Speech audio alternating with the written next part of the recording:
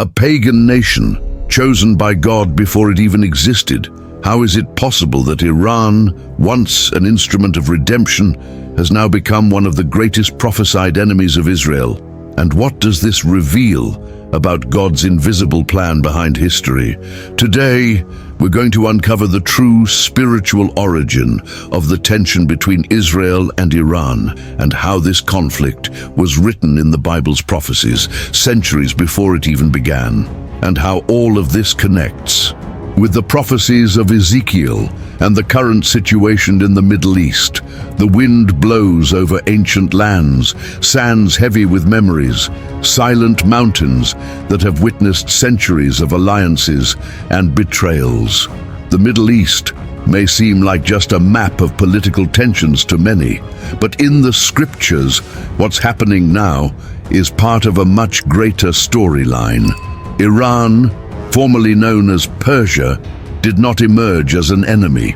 On the contrary, it was through a Persian king that God allowed the Jews to be set free from Babylonian captivity. Cyrus the Great was named by God more than a century before he was born, to fulfill a mission that would change Israel's destiny. But how did this restoring nation, Persia, become part of the coalition that, according to Ezekiel, will one day attack Israel in the end times? That's the tension few people understand, because it didn't start with weapons or borders. It began with promises and with prophecies. The war between Israel and Iran, which now dominates the headlines, is not just geopolitics. It's a line drawn between God's faithfulness to his people and the kingdoms that rise, trying to thwart the divine plan. While leaders sign decrees, soldiers train, and ambassadors deliver speeches, heaven had already written the ending long before the first missile was ever built. The prophecies of Ezekiel, especially in chapters 38 and 39, already pointed to a time when Persia, along with other nations, would unite in a final attempt to destroy Israel. A war that would be won not by tanks or technology, but by a direct intervention from the hand of God.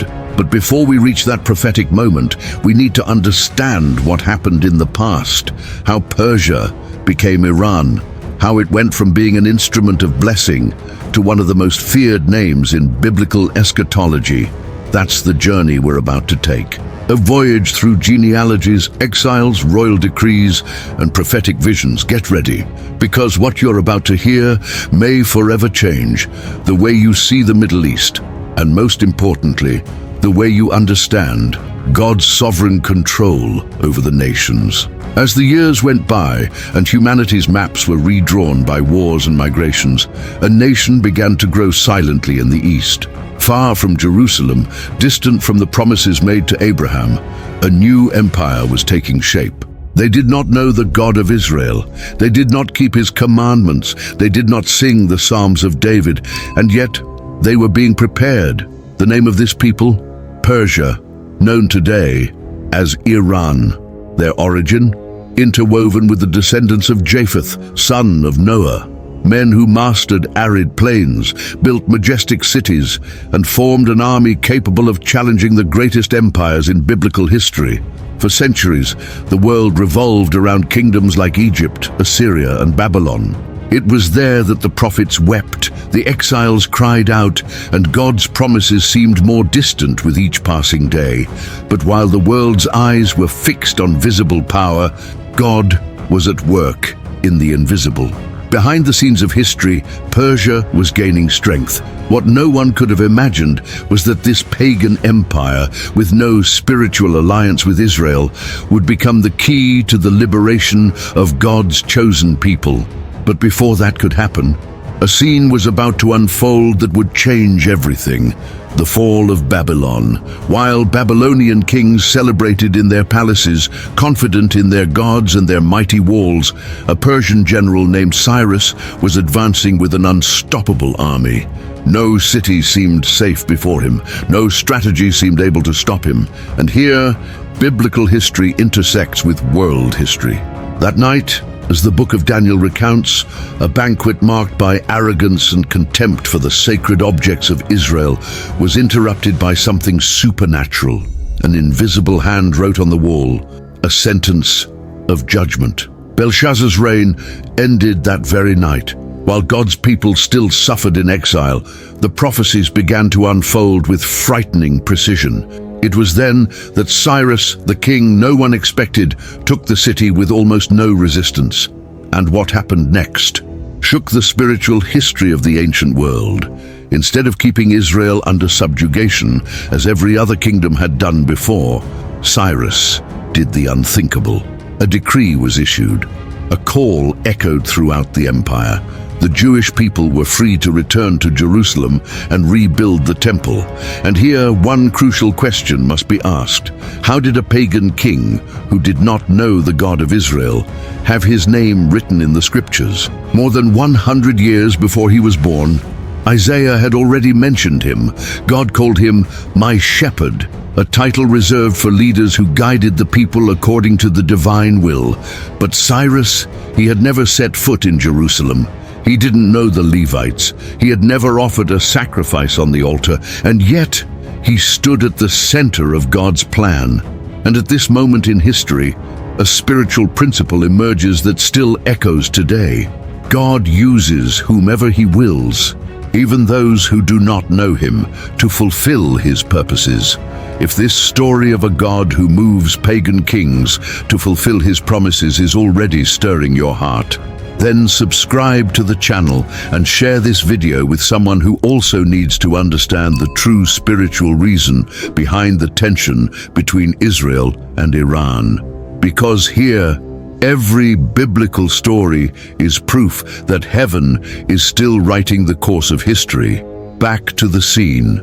As the caravans began to leave Babylon, carrying dreams, memories, and the few possessions they had, the Jews understood the hand guiding them was the same that had written on Belshazzar's palace wall. But Persia's chapter in Israel's history was only just beginning, because as the people journeyed back to their land, new spiritual battles awaited on the horizon. As the echoes of Babylonian celebrations faded into the ruins of a fallen empire, a new proclamation began to spread like wildfire along the roads of the east, in the marketplaces, in the alleys, among the merchants, and on the weary faces of the exiles. One question emerged, almost unbelievable. Have you heard? The king, the Persian king, Cyrus, has just decreed we are free to return to Jerusalem. For many, it seemed like just a rumor, a naive hope, another story to comfort tired hearts. But day after day, messengers traveled through the 127 provinces of Persia, carrying with them the royal decree, written with the seal of a pagan king, but prophesied by an eternal God. The words of Isaiah, written more than a century earlier, now sounded like a living whisper in the wind. He will say of Jerusalem, "It shall be rebuilt," and of the temple, "Your foundation shall be laid." The spiritual shock was inevitable. Men who were born in captivity, who had never seen Jerusalem, now wept at the sound of the promised city's name. Elderly men who for years had prayed facing west could now dream of the day their feet would once again walk the land of their fathers. Mothers cradled their children, telling stories about the gates of Jerusalem as if the promise was already visible. And the Levites, those who still kept the Psalms in their hearts, began rehearsing songs of return, even before packing their belongings. But behind the emotion, an unsettling question began to grow in the hearts of the more attentive. How? How could a pagan king, who never worshipped the God of Israel, be the instrument of such a great deliverance? As the caravans formed, as the animals were prepared for the long journey, and as the scrolls with Cyrus's decree were read in makeshift synagogues, a greater mystery lingered in the air. God truly rules, even over those who do not acknowledge him. Cyrus, raised among foreign gods, educated in Persian traditions, and counseled by priests who had never uttered the name of Yahweh, was now the channel for the fulfillment of a prophecy written more than 100 years before. But there was something even more astonishing. Cyrus didn't just authorize the return. He ordered that the temple treasures, those sacred objects plundered by Nebuchadnezzar, be returned to the Jews. And beyond that, he allocated financial resources, provisions, and military protection to accompany the exiles on their way back. Heaven was moving the pieces with divine precision. As the first group set out, some exiles still hesitated. Fear, uncertainty, doubt. Is it really safe to go back? Could this be a trap? Will this freedom last? And alongside these doubts, a new hope was being born. If God was able to use a foreign king, a man who didn't even know the covenant of Abraham, what else could he do? Families gathered on the nights before departure, retelling the stories of Moses, of Joshua, of David, and now of Cyrus, the one who, even without knowing the God of Israel, had been called my shepherd and my anointed one by the eternal words of prophecy. But in the silence of many hearts, a shadow still lingered, because, although the door was open now, no one knew how long it would stay that way. And as biblical history has always shown, the favor of kings changes. Political alliances crumble, and invisible enemies never stop moving. The people left with joy, but also with the weight of knowing that new spiritual battles awaited them beyond the borders of Babylon. Because in the story between Israel and Persia, this was only the beginning. And as the exiles marched toward Jerusalem, a new prophetic cycle began to turn, silent yet inevitable. The years went by, and with them, the throne of Persia changed hands. After Cyrus came other kings, Darius and then Xerxes, the latter, known in scripture as Ahasuerus. If with Cyrus, Israel had seen hope, now the clouds were beginning to gather once again. The same Persia that had once brought freedom was now becoming the stage for one of the darkest moments in Jewish history. In the palace of Susa, the halls no longer echoed with decrees of liberation. On the contrary, a new figure emerged from the shadows. His name, Haman. Fueled by hatred and ambition, Haman devised a plan that went far beyond politics, beyond palace intrigue. A plan to exterminate the entire Jewish people. The decree was issued, signed with the royal seal, irrevocable. The date was set, a day when men, women, and children, all the Jews scattered across the 127 provinces of Persia, would be annihilated. Despair flooded homes, alleys, and hearts. But in that time of fear, God raised an unlikely voice. Esther, a young woman, an orphan raised by her cousin Mordecai, now Queen of Persia. But being in the palace didn't mean she was safe. Inside her chamber, alone, Esther faced the greatest battle of her life, not with armies, not with weapons, but with the hardest decision of all, to risk everything, even her own life, to intercede for her people. Before entering the throne room, she fasted, she wept, she wrestled with fear, because a single visit to the king, uninvited, could mean her death. The Bible describes the silence that preceded that encounter, the tension, the fear, the doubt, but also the faith. Esther entered. The king extended the scepter. Haman's plot was exposed. The people were saved. But this deliverance revealed something far greater than a mere political victory. The spiritual war behind history was laid bare. The same empire that had once been an instrument of redemption had now almost become the agent of destruction. Persia, which had once liberated, now had nearly annihilated, and behind every decision, behind every decree, an invisible battle continued its course, preparing the stage for the final chapters of prophecy. This swing between favor and threat, between redemption and persecution, was no accident. It was part of something much larger, a spiritual cycle that would span generations, reaching all the way to today's Middle East.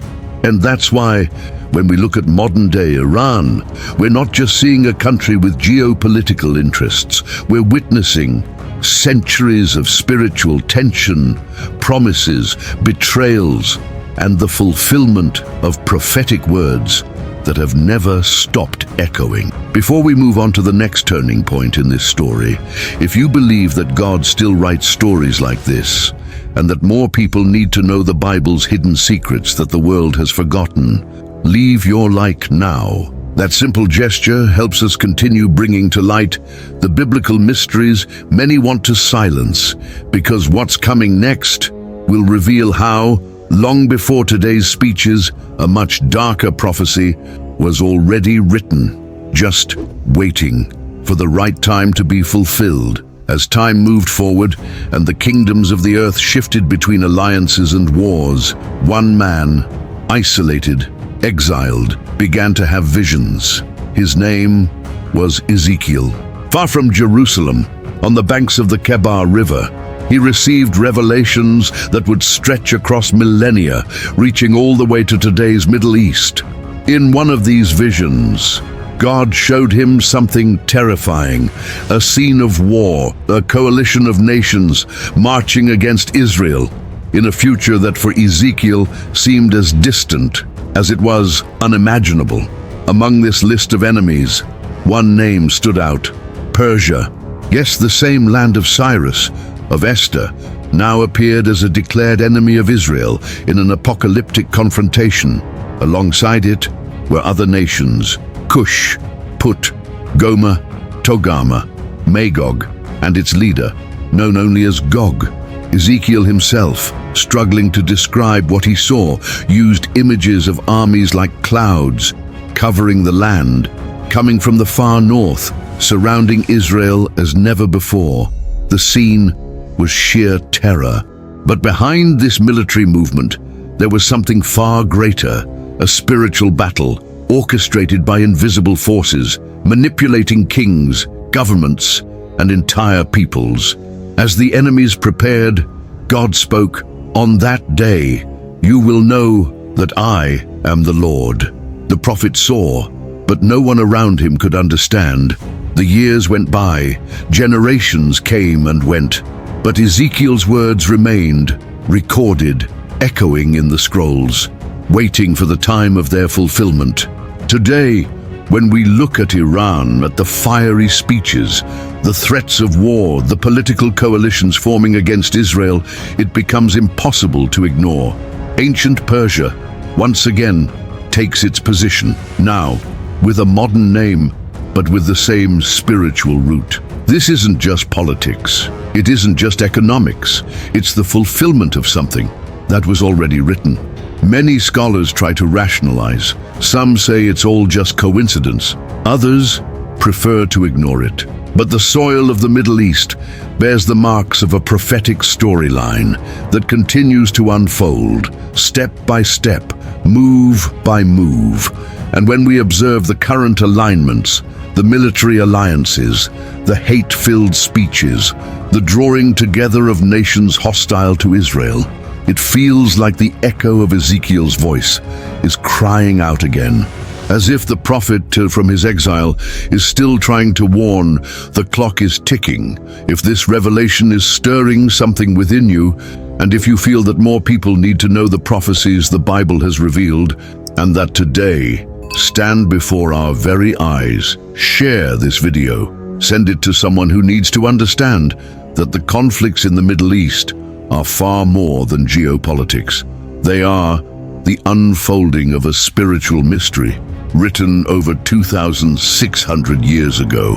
And the most unsettling part is, the next chapter of this story may already be being written right now, because while the world's eyes remain fixed on the headlines, there is a spiritual scenario moving behind the curtains of eternity. As the pages of history seem to lie dormant, the winds of the Middle East began to shift direction. What was once just a distant chapter of the Bible now takes shape in the headlines, at the borders, and in the statements of world leaders.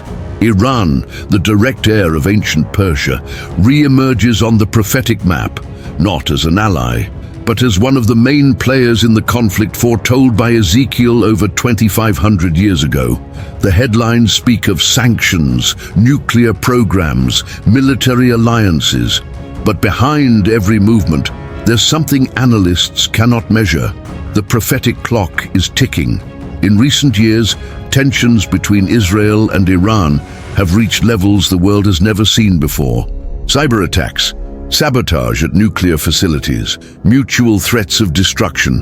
What seems like just another geopolitical crisis is, in reality, the unfolding of a biblical mystery. Persia, which was once an instrument of liberation, now stands among the names listed by Ezekiel as a declared enemy of Israel in the last days. While diplomats try to negotiate and world leaders call for moderation, heaven watches in silence as if each step, each speech, each missile tested were pieces fitting perfectly into God's prophetic clock. Some may ask, are we really this close to the final events? But all it takes is to look at the words left in Scripture. The prophet had already seen it. A scenario where Israel would live in apparent security, a time when enemies would unite in unexpected ways, and among the names in that coalition, ancient Persia was always there. And today, when Iran publicly promises the elimination of Israel, when voices echo from Tehran calling for the destruction of Jerusalem, when troops take positions and alliances form, the echo of Ezekiel chapters 38 and 39 grows louder and louder. The Middle East has ceased to be merely a stage for political conflicts. It has become the living scene of a biblical mystery on the verge of fulfillment. And while the world's clocks count the minutes, God's clock counts the chapters. Every alliance and every threat, every attack is a silent reminder that history is not in the hands of men. It remains in the hands of the Almighty, and what He has announced, sooner or later, will come to pass. But before the world witnesses the climax of these events, there is a greater truth, a certainty that has remained intact from the days of Cyrus to this very day. History is still under the absolute control of God. As maps change, alliances fall apart, and headlines grow increasingly frightening, one truth remains silent, yet unchanging. God has never lost control of history.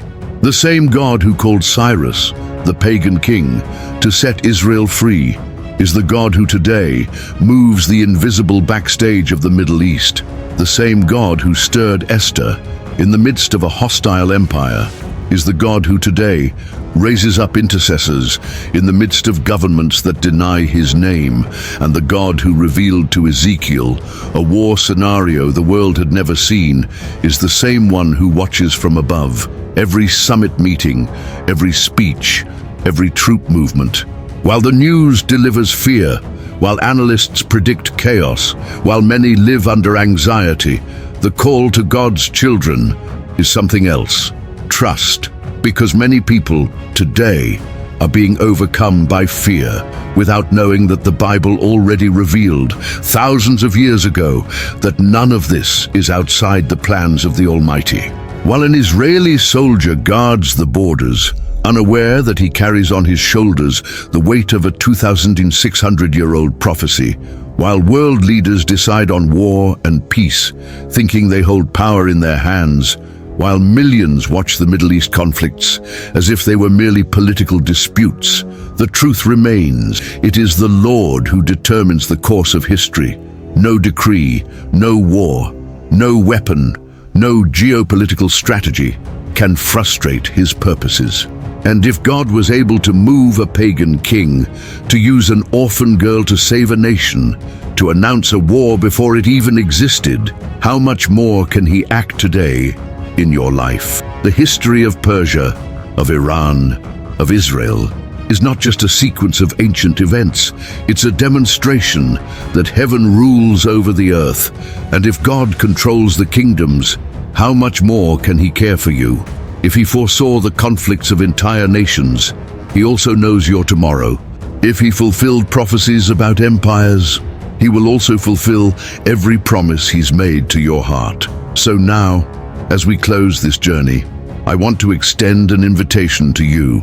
Take a deep breath. Remember, the God who wrote the chapters of history is still writing the chapters of your life. That's why, if this story stirred something in you, if it brought answers or awakened new questions, do these 3 simple things now. Things that can help this message reach even more lives. Leave your like, subscribe to the channel if you haven't already, and turn on notifications so you don't miss the next Bible mysteries we'll reveal here. And even more, share this video with someone you know who needs to understand that the conflict between Iran and Israel is not just a war between nations, but the fulfillment of a prophetic plan written thousands of years ago. Now I want to hear from you. Did you already know that the conflict between Iran and Israel was prophesied in the Bible over 2,600 years ago? Which part of this story impacted your faith the most? Leave your comment down below, because I read every single one, and together we'll keep uncovering the Bible's secrets that the world insists on ignoring. May God bless you, strengthen you, and remind you every day that He is still in command of history.